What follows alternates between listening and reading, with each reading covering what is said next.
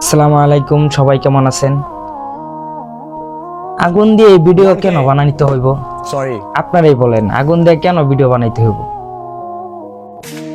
এই যে ভিডিওগুলো বানাইতেছেন আপনারা, আপনাদের দেখে দেখে অনেক ছোট ছোট পোলাপাইনে গুলিতে বিভিন্ন জায়গায় জায়গায় ট্রাই করতেছে। বাইসেস একটা অ্যাক্সিডেন্ট ঘটলে কি হইব? ইয়েস দিস ভিডিও আগুন কি ভালো জিনিস?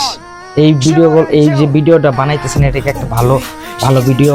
ধরেন আপনার ভিউ হইতেছে, আপনার ভিউ বাড়তেছে, কিন্তু এটা কি লাভ? বলেন, পেট্রোল খরচ হইতেছে।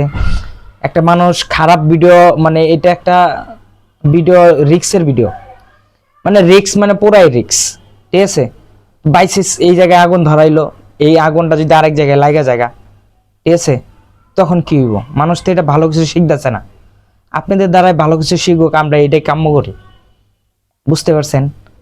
এই যে আলামিন ভাই, আপনি দেখেন আলামিন ভাইয়ের অবস্থা দেখেন, যে 43% সে পুড়ে গেছে এই আগুন দিয়ে ভিডিও বানানোর জন্য।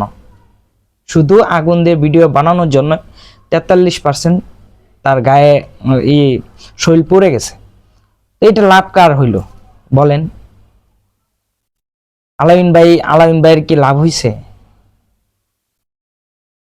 এই যে এগুলা ভিডিও যে বানান আপনাদের দ্বারা পোলাপানে শিখতেছে, এটা লস, কিন্তু এটা কিন্তু আসলে ক্ষতি ভাই, বুঝছেন?